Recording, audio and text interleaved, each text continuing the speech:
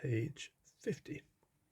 So the question here is just looking for a numerical method, and like you could go as far as 3-term Taylor, and if you're daft 4-term Taylor, you could do Hoynes method without a predictor because the derivative only depends on x, but it asks for just any, so why not just use Euler's method? So we're trying to go from x equal to 0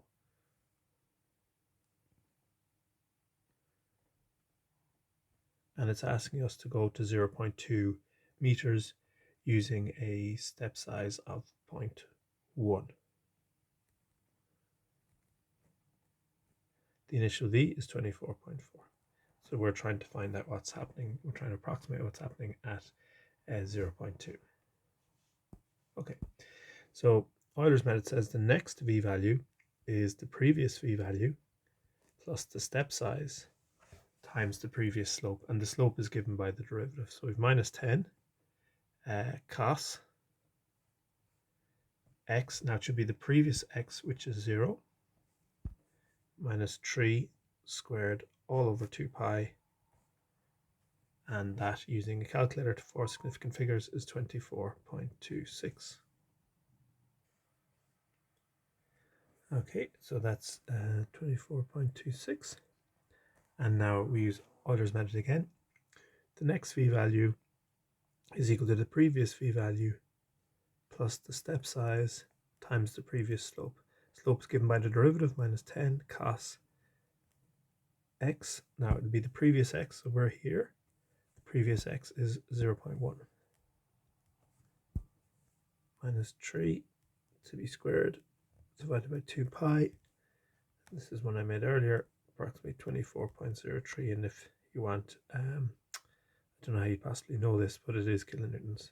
I don't think you would know that. So that's our answer. Our approximation to the shear force at 0.2 is 24.03. Okay, next question. Sorry, I've written this up earlier because of the snipping tool issue, so it'll be a bit weird. Okay, suppose that loading on a beam of span L is given by this, then the shear is given by the solution of this. Use 3-term Taylor method. So I'm just going to write down the 3-term Taylor method formula in our context. So in the formula is given with y's, but also with v's. So the next v value is equal to the previous v value plus the step size times the previous slope.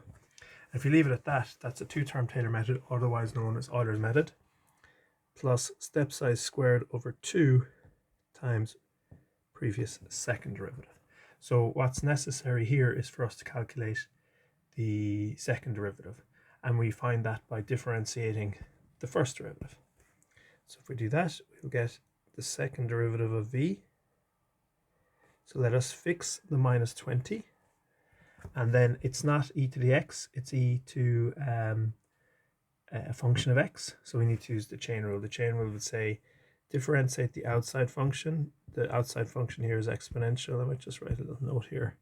So you can write e to the minus x squared. If you're worried about kind of seeing chain rules, you can write it as exponential of minus x squared. It makes it a little bit easier to see chain rules. So the outside function is exponential. Derivative of the outside is exponential. Evaluated at the inside, minus x squared. And then the chain rule says multiply by the derivative of what's inside. So the derivative of minus x squared is minus 2x. We can tidy this up to plus 40 times x times e to the minus x squared. And now we're ready to use 3-term Taylor method. So the next v value is equal to the previous v value. Well, that would be the initial v value, 35. We're just going to 0.1 in 2 steps. So the previous v value is 35. Step size here is 0.5. Previous slope. So the slope is given by the derivative, the minus 20 e to the minus 0 squared. Okay, plus step size squared over 2 times second derivative. Now, why do we use 0? Because it's previous slope, so we should use previous x value. And if you're not kind of sure, you can set up a kind of a table for yourself. X v.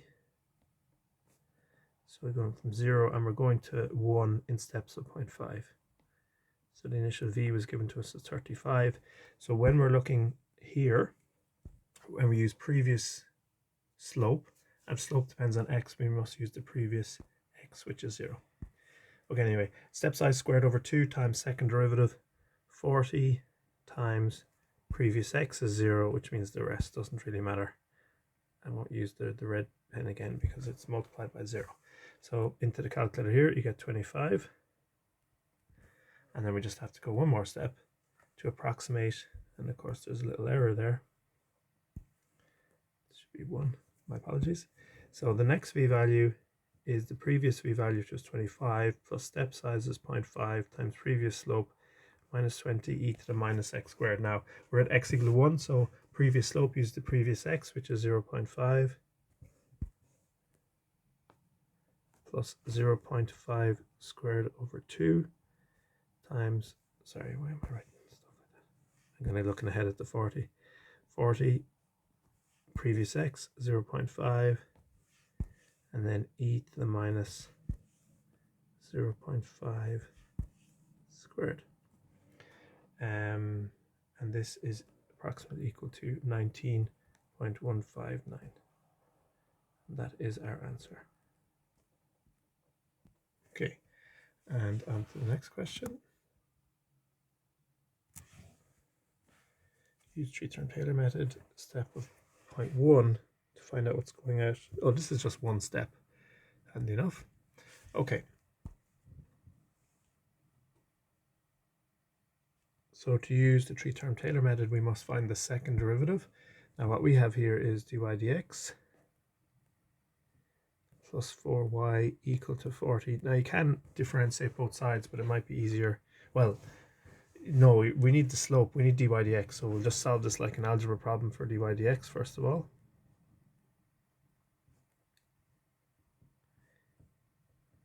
Okay, and now we'll differentiate both sides.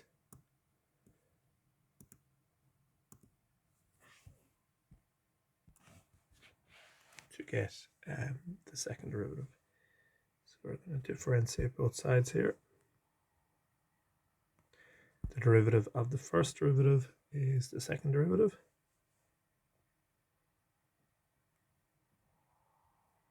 The derivative of a constant 40 is 0, fixed to minus 4, and the derivative of y with respect to x here is dy dx. And we know what dy dx is, so we end up with minus 4.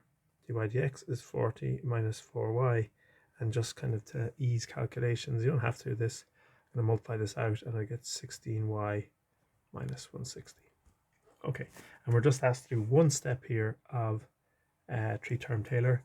So I get y1 is equal to the previous y, which is 3, plus step size, which is 0.1, times slope. Slope is 40 minus 4y. It's the previous slope, so previous y, which is 3, plus step size squared over 2 times previous second derivative. So that's 16 times y minus 160. Okay, equal to 5.24. Okay, so that's that question. So we have estimated y at 0.1. The solution is given by this, so estimate the error. So if we want to find the error in this, given the exact solution, we just sub in x equal to 0.1 here.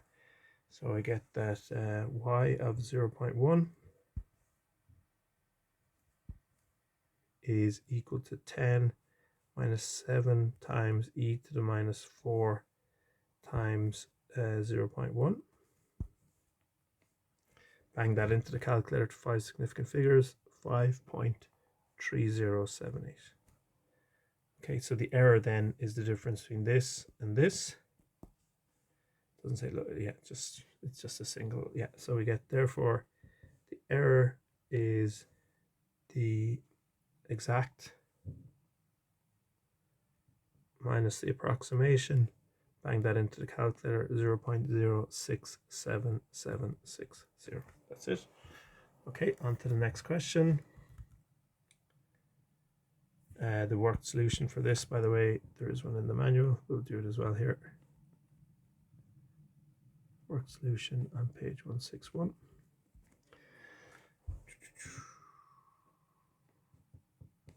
Okay, so we got initial value problem, an abstract one. All we really know is the initial value of y at x equals 0, 0. Euler's method, use the tangent to the curve at x equals 0 to approximate the y value at the next point. True. Write down in terms of h and f the formula for y1. So we're just going to kind of abstractly use Euler's method. So Euler's method says that the next y value, y1, is equal to the previous value, which is y0, plus the step size times the previous slope, which is given in terms of x and y. But we actually know quite a few of these numbers. The previous y is the initial y, which is 0. Step size is 0.5, and the initial x and y point are x equals 0, y equals 0.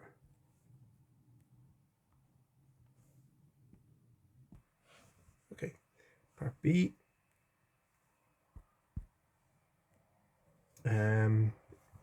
Name two factors which influence the Euler method local error.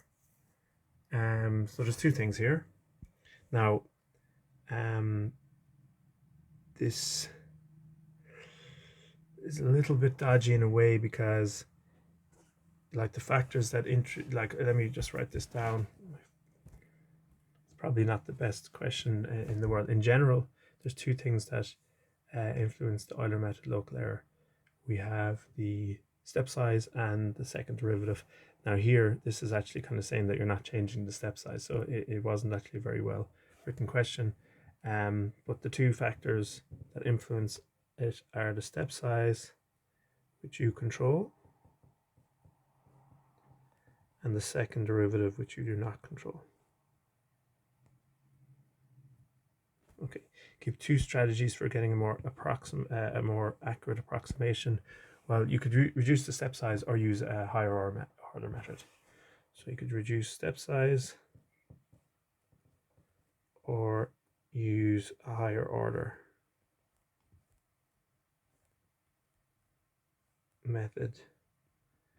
For example, three-term Taylor or Runge-Kutta 2+, which would be like, for example, Heinz method or whatever. Okay, for one of these strategies give one disadvantage, and it's almost certainly the it's important to understand that for the Taylor methods, that if the derivative depends on x and y, you might have to do implicit differentiation. Okay, it wasn't too bad here, but this was, say we did implicit differentiation here, but in general that's actually kind of can be a pain. So the issue is three-term Taylor method, have to calculate the second derivative.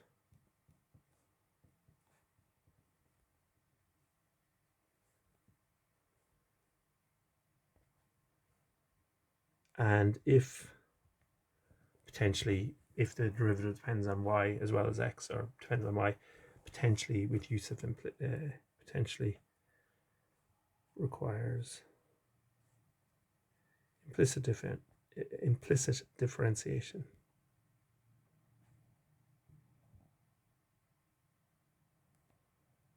Okay, next question. One of these theory questions, we'll probably go through this, would have seen kind of similar a few times. Let's just say the worked solution is also on page 162.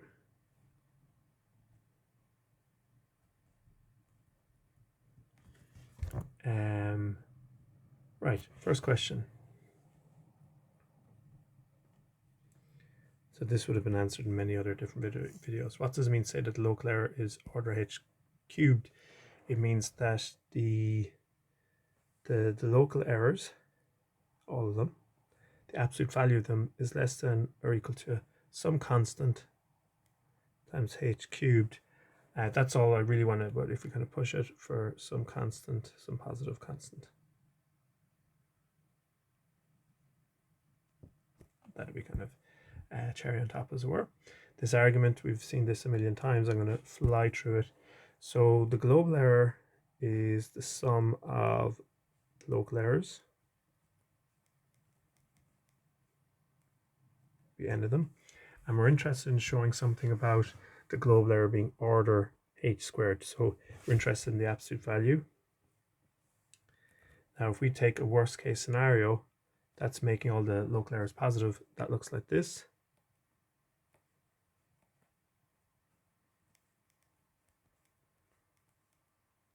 Now we're going to use the fact that each of those local errors individually are order h cubed, so they're all less than or equal to some constant times h cubed.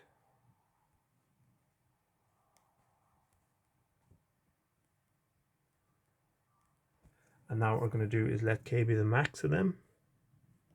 So over all the different k's, let k be the max, and they're positive automatically. And now take another worst case scenario that like replace all the k's with the biggest possible k, which is k. So you have k h cubed plus k h cubed plus dot dot dot k h cubed, and there are n of them.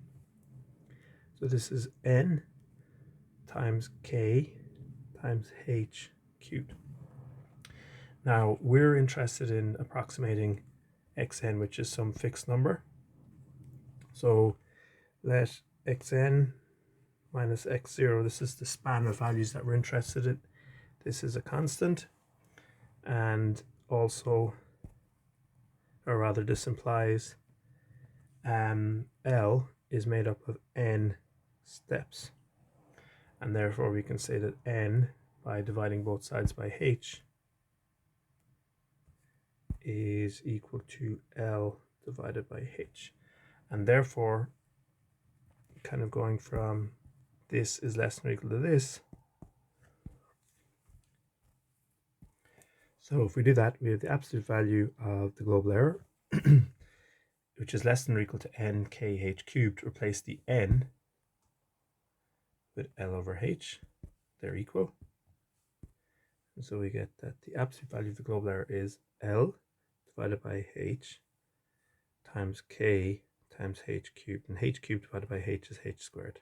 So we get L k times h squared. That is a constant times h squared, and that means that the global error is order h squared.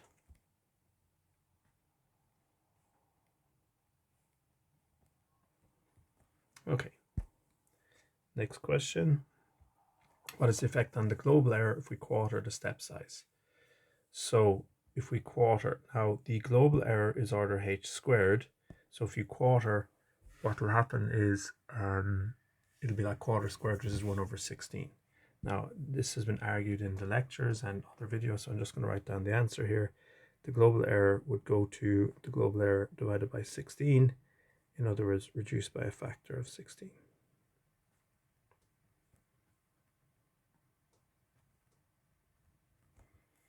D.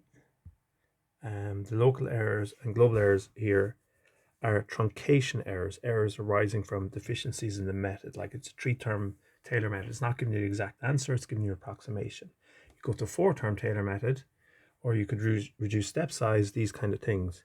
In practical terms, what is the other main source of error? Well, you're not doing these calculations by hand, you're doing them on a computer, and therefore you have a rounding error. Okay, next question.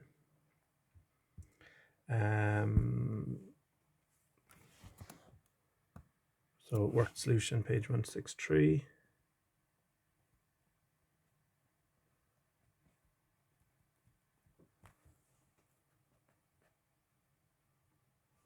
I'm going fast here, but we can pause. Use first 3 terms of the Taylor series to find the equation of the tangent parabola near a equal to x0. We just have to put in x0. So just have put a equal to x0. So y of x0, like it says it there, a equal to x0. I guess it's knowing that the first 3 terms of Taylor series is the tangent parabola. So first 3 terms of Taylor series is the same as the tangent parabola. They're the same thing. So we just have to sub in a equal to x0.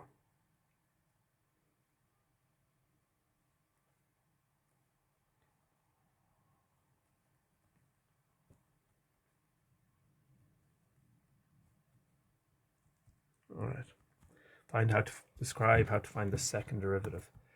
Okay, so this can be argued as follows. It's basically, we're just going to explain implicit differentiation. So you start with, it's given up there, the derivative is given in terms of x and y. Now, it mightn't have dependence on x, it mightn't have dependence on y, but in general it could. Now you differentiate this, both sides of this with respect to x. So if you differentiate the first derivative with respect to x, you get the second derivative. And if you differentiate implicitly something in terms of x and y, you'll get some expression with x's, y's, but you'll also get dy dx. And then the point is, but dy dx, you actually know this in terms of x and y from the differential equation. So you can put this in terms of x and y. X, y, and then dy dx is already some expression in terms of x and y. So we actually did this up here just once. So when we differentiated the second derivative of x's, y's, and dy dx's, now as it happened, the x and y's weren't there as such, but there was a dy dx, and then you sub in dy dx in terms of x and y. So that's how that works. Okay. Right. Is that the question? Yeah, that's basically it. How to find the second derivative. And then the last thing, find the value of y at x1. So it's kind of telling us what to do. So x is x0 plus h. So we'll deal with that. And it's just saying put, there's probably a typo here. This should probably be x0. Yeah, this is kind of a stupid question. This wasn't really it's not a well-written question. It wasn't on an exam. So I guess I want to say if x is equal to x0 plus h, then x minus x0 is equal to h. It's just kind of showing you where the three-term Taylor method comes from. And if you do that, so we're just subbing into the thing above, so we get, say, y1. This is kind of saying, okay, if you go to x0 plus h, what does this tangent parabola give you? So the previous y value is still y of x0. Y dashed, the derivative is given in terms of x and y by the big F. So you get big F, and the previous point is, and this is kind of written in the question, it's not a good question, x0, y0. The x minus x0 we've just shown as h, so that's like previous plus step size times previous slope, and we should see step size squared over 2 as such. So the second derivative at x0 times 2, and that x minus x0, which should have been squared actually, x minus x0 we just showed as h, so that's h squared. So there's your h squared over 2, your three-term Taylor method. Okay, I think there is one more question.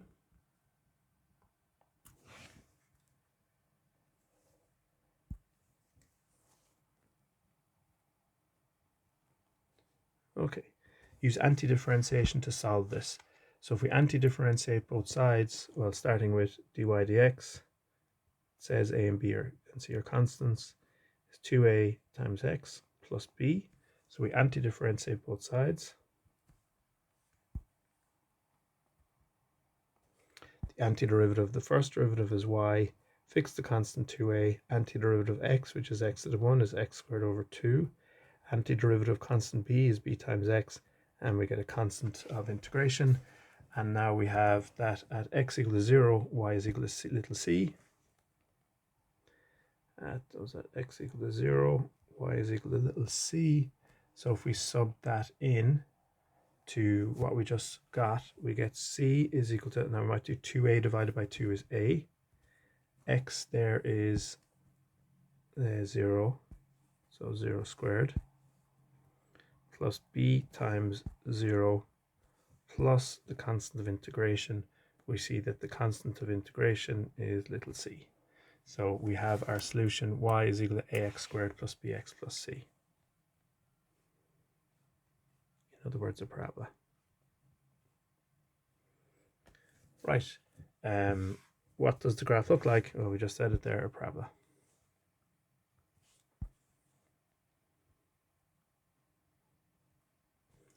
Okay. Use the three-term Taylor method to approximate this. So the three-term Taylor method tells us that the next, well, we just have using once y1 is the previous y value plus step size times previous slope. We know the slope plus step size squared over 2 times previous second derivative. So we need to find the second derivative. Now we could differentiate, I guess, what does the question say? Yeah, it says use the three-term Taylor method. So we're really working with the differential equation. We need to differentiate both sides of this because we need the second derivative.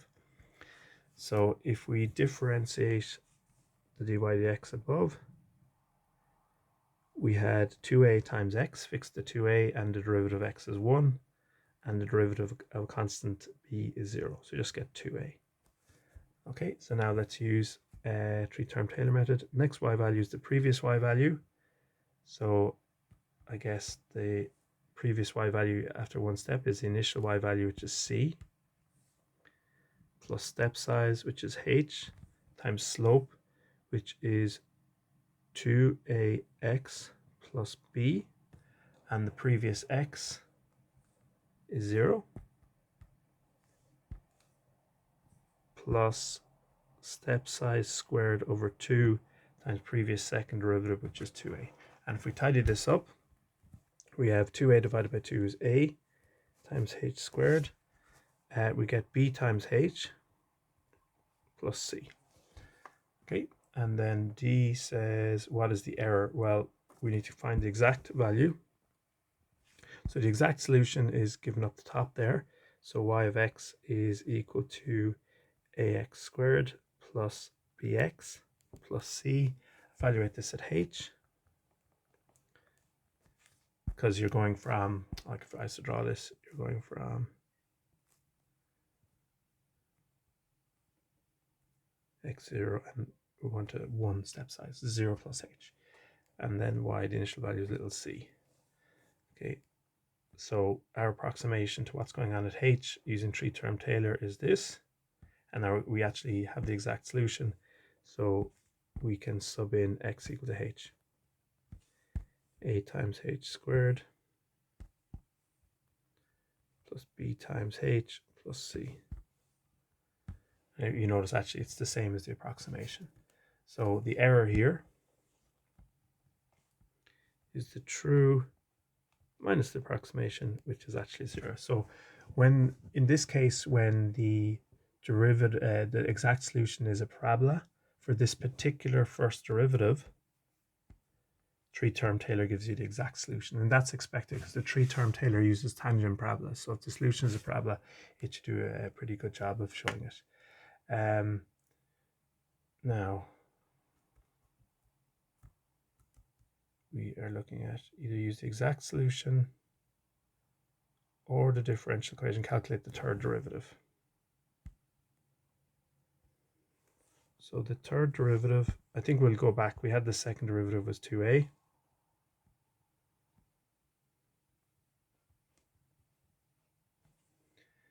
And so we differentiate both sides. Wrong symbol, idiot. It's anti-differentiate. We're differentiating both sides. So we differentiate the second derivative, get the third derivative. And if a is a constant, 2a is a constant, derivative of constant 0. And this implies the 0 error as three-term Taylor error is order of the second derivative. So the error in the three-term Taylor method, say the local error, the absolute value of the local error is less than or equal to a constant times a multiple of the third derivative. And third derivative of 0, it means that the absolute value of the local error is less than 0. So something positive being less than 0, it's 0 itself. Okay, and let me look at what's going on with question 8 here. Okay, question 8, we just showed this. It says, show that for any step size three-term Taylor correctly estimates this. just showed this.